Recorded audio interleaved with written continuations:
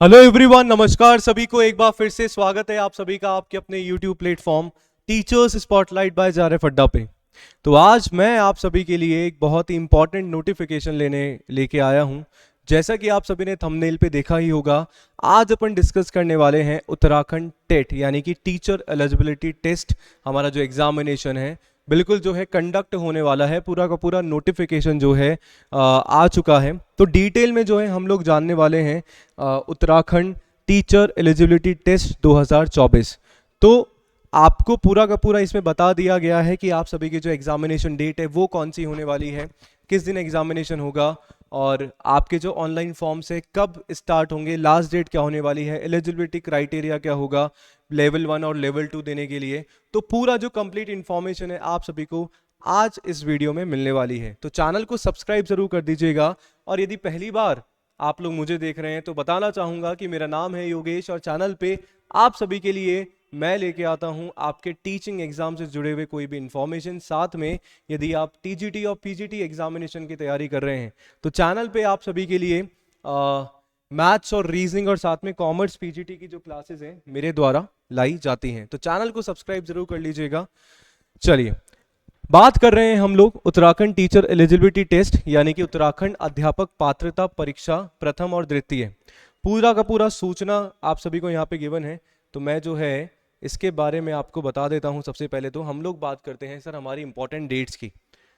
पूरा का पूरा ये जो नोटिस है, मैं आप सभी को, मेरा जो टेलीग्राम चैनल है लिंक जो है कमेंट सेक्शन में आप सभी को मिल जाएगा, उस पर पूरा का पूरा मैंने शेयर कर भी दिया है, आपको पूरा मिल जाएगा, रीड कर सकते हैं। जो मोस्ट इंपॉर्टेंट चीज़ है मैं आप सभी को बता दे रहा हूँ। तो सबसे पहले तो बेटा अगर अपन बात करें कि हमारे जो ऑनलाइन एप्लीकेशन है उसकी जो डेट आपको दी गई है वो दे रखी है 23 जुलाई, यानी कि आज से 23 जुलाई से 17 अगस्त तक 17/8/24 तक जो है आप सभी ऑनलाइन फॉर्म जो है फिल कर सकते हैं। लास्ट डेट जो है ऑनलाइन एप्लीकेशन की 17 अगस्त बता दी गई है। फीस सबमिशन की लास्ट डेट जो है 19 अगस्त है। और आपकी जो भी करेक्शन विंडो, मान लो ऑनलाइन फॉर्म फिल करने में कुछ मिस्टेक हो जाती है, वैसे तो नहीं करना है अपन को, बट बाय चांस अगर हो जाता है तो करेक्शन विंडो आपकी 20 अगस्त से 22 अगस्त तक ओपन रहने वाली है। तो ये हमारी थी इंपॉर्टेंट डेट। और इन्हीं इंपॉर्टेंट डेट्स के साथ में एक और मुझे इंपॉर्टेंट डेट यहाँ पे देखने को मालूम पड़ती है। आप सभी की जो एग्जामिनेशन डेट है सर वो भी बता दी गई है 26 अक्टूबर 2024 सैटरडे यानी कि शनिवार को जो है आप सभी का उत्तराखंड टेट का जो एग्जामिनेशन है वो होने वाला है। क्यों ये इन्फॉर्मेशन हमें जो है जानना जरूरी है? जैसा कि आप सभी को पता है कि सर कोई भी स्टेट अगर टेट एग्जामिनेशन निकालता है तो टेट एग्जामिनेशन के बाद ही कहीं ना कहीं आप लोग वहां पे देखेंगे प्राइमरी टीचर, टीजीटी और पीजीटी की जो वैकेंसीज है वो निकलती है।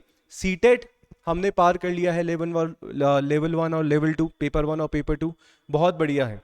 पर जिन्होंने सीटेट पार नहीं करा होता है, सीटेट जिनका क्लियर नहीं होता है, और मान लो यदि उत्तराखंड में आपके टीजीटी और पीजीटी की वैकेंसीज निकलती है और टेट का एग्जामिनेशन उत्तराखंड टेट यानी कि यू टेट आपका जो है क्लियर है, तब भी आप जो है एलिजिबल हो जाते हैं इस स्टेट में कोई भी टीजीटी पीजीटी एग्जामिनेशन के फॉर्म अगर निकले हैं तो वहां पे अप्लाई करने के लिए। इस वजह से जो है इंपॉर्टेंट आप सभी के लिए सेशन हो जाता है, अंत तक देखना। ठीक है, चलो अगला देखते हैं कि सर क्या क्या और हमारे लिए इंपॉर्टेंट है। तो इंपॉर्टेंट डेट जो है मैंने बता ही दी है। सबसे इंपॉर्टेंट हमारे लिए हो जाता है सर एलिजिबिलिटी को देखना कि कौन कौन किस किस चीज़ में जो है अप्लाई कर सकता है। जैसा कि आप सभी को पता है कि सर जो हमारा यू टेट है, जैसे हमारा सी टेट होता है वैसे ही हमारा यू टेट है, बट एक पर्टिकुलर स्टेट के लिए हो जाता है।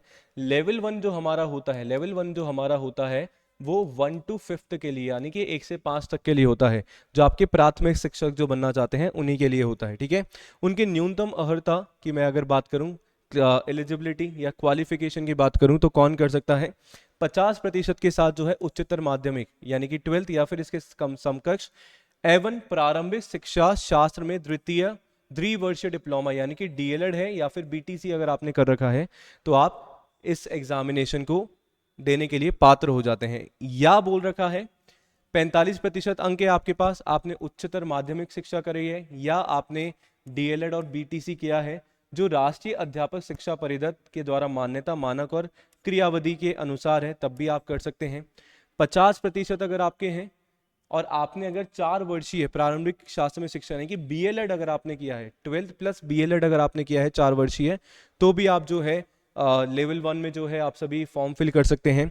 इसके अलावा अगर आपने 50% आपके अंक रहे हैं और विशेष शिक्षा यानी कि स्पेशल एजुकेशन में अगर आपने डीएड किया है ना, 2 साल का जो डिप्लोमा किया है, तब भी आप जो है यहाँ पे अप्लाई कर सकते हैं। इसके अलावा अगर आपने स्नातक यानी कि ग्रेजुएशन आपने करी है और प्रारंभिक शिक्षा में यानी कि डीएलएड या फिर बीटीसी आपने करा है, ग्रेजुएशन करा है और डीएलएड और बीटीसी अगर करा है, तो भी आप 1 to 5 के लिए अप्लाई कर सकते हैं। यहाँ पे जिन लोगों ने बीएड कर रखा है सर, उनके लिए अप्लाई मतलब लेवल 1 में वो लोग अप्लाई नहीं कर सकते हैं। इस बात का आप सभी को ध्यान में रखना है। इसके अलावा कुछ भी डाउट है तो कमेंट में आप लोग इस सेशन के बाद जो है कर सकते हैं। मैं डेफिनेटली ट्राई करूंगा आप सभी को आंसर करने का।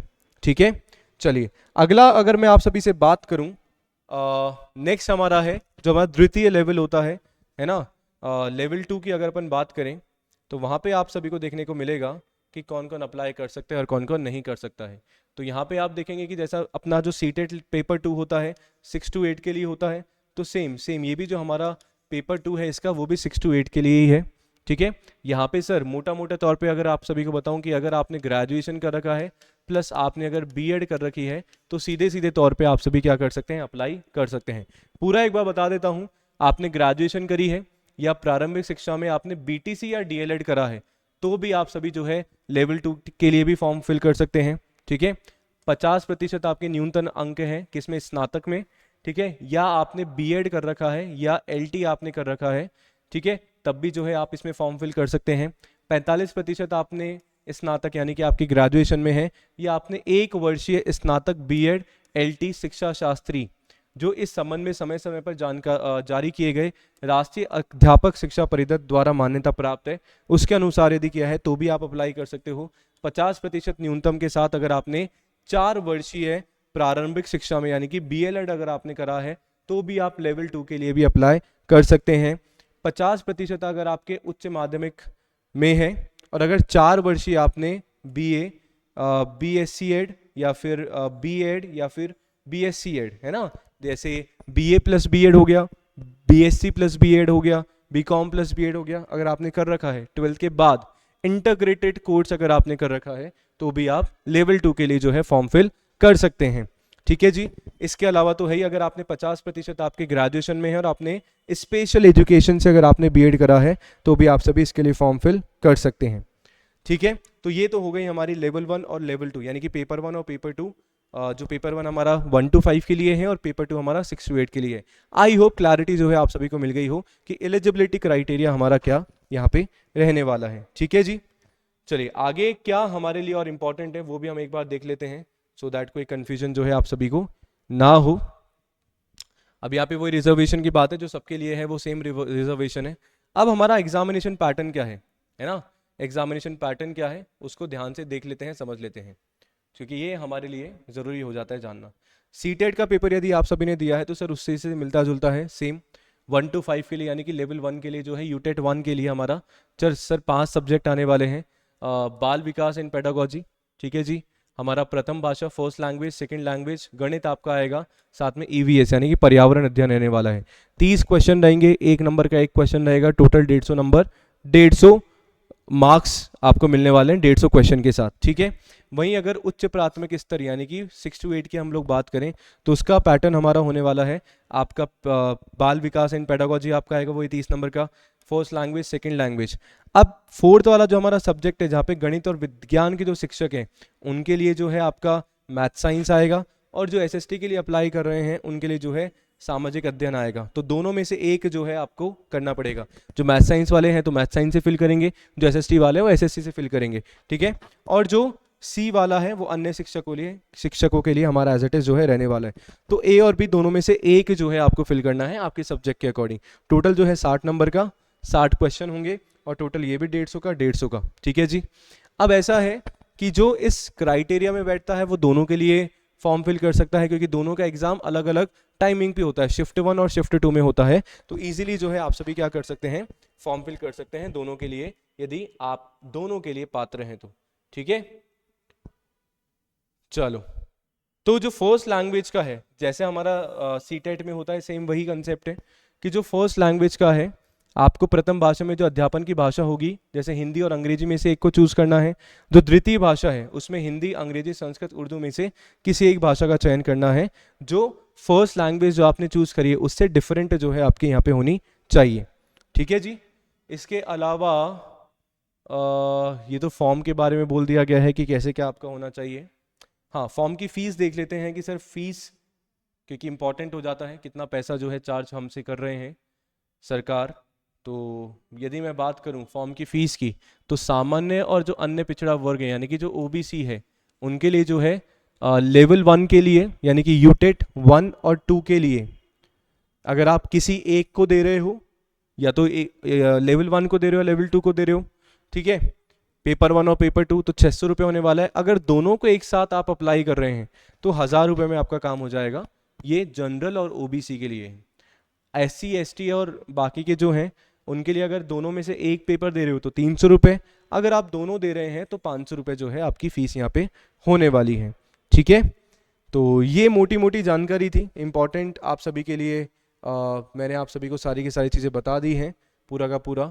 अब तो ये आपके लिए गाइडलाइंस है, तो पूरा जो है आप सभी पढ़ लेंगे एक बार, बाकी का तो चीज़ें जो है आपकी ऑफ कोर्स यहाँ पे होने वाली है। ठीक है,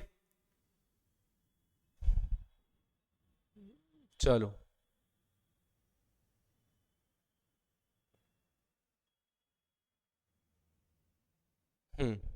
सही है। तो सेम डेट्स वगैरह मैंने आप सभी को बता ही दी हैं। आपका जो लेवल 1 का जो हमारा एग्जामिनेशन है ना, जैसे मैं आप सभी को बता दूं, सुन लो, ये भी एक बार देख लेते हैं हम लोग। जो हमारा यूटेट 1 है, आप सभी को पता है कि जैसा कि मैंने बताया अलग अलग शिफ्ट में होगा। तो 9 बजे से ये वाला हमारा एग्ज़ाम होने वाला है। ठीक है जी, और मतलब 9 बजे जो है आपकी एंट्री यहाँ पे मिलेंगी, और अपना जो टाइमिंग है वो अपना 10 से 12:30 रहने वाला है। ठीक है, 10:30 से 12:30 एक्चुअली। और सेम हमारा जो है नेक्स्ट शिफ्ट में हमारा यूटेट पेपर 2 यहाँ पे रहेगा। तो एक छोटी सी इन्फॉर्मेशन थी आप सभी के लिए, आई होप आपके काम की रही हो। और जैसा कि मैंने अभी शुरुआत में मेंशन किया कि कोई भी अगर स्टेट में टेट का एग्जामिनेशन हमारा हो रहा है, तो कहीं ना कहीं आप ये मान के चलिए कि आगे आने वाले महीनों में आप सभी के लिए जो है टीजीटी, पीजीटी, पीआरटी की वैकेंसीज जो है वो इंतज़ार कर रही हैं। तो good luck for the exam. इसके अलावा कुछ भी डाउट होता है तो कमेंट बिल्कुल आप सभी कर सकते हैं। मिलते हैं हमारे 9 बजे वाली क्लास में। बने रहिए टीचर्स स्पॉटलाइट बाय जारेफ अड्डा के साथ। इसके अलावा यदि आप सभी टेस्ट सीरीज से जुड़ना चाहते हैं, है ना, यदि आप लोग बैच से जुड़ना चाहते हैं, तो जारेफ अड्डा की वेबसाइट पे या फिर जारेफ अड्डा एप्लीकेशन डाउनलोड करके प्ले स्टोर से आप सभी जा सकते हैं। कोर्सेज में देखेंगे तो टीचिंग एग्जामिनेशन जो है आप सभी को यहाँ पे मिलेगा, और टीचिंग एग्जामिनेशन में DSSB का जो बैच है, यदि आप तैयारी कर रहे हैं तो DSSB का कॉमर्स पीजीटी का और जनरल पेपर का बैच ले सकते हैं। इसके अलावा अगर DSSB की टेस्ट सीरीज आप लेना चाहते हैं तो वो भी जो है अवेलेबल है। आप सभी पूरे लेटेस्ट पैटर्न के साथ DSSB की टेस्ट सीरीज बनाई गई है, तो आप सभी वहाँ से ले सकते हैं। तो बहुत बहुत शुक्रिया सेशन में जुड़ने के लिए। बने रहिए टीचर्स स्पॉटलाइट बाय जारेफ अड्डा के साथ। Thank you so much, have a nice day, good luck for exam, bye bye.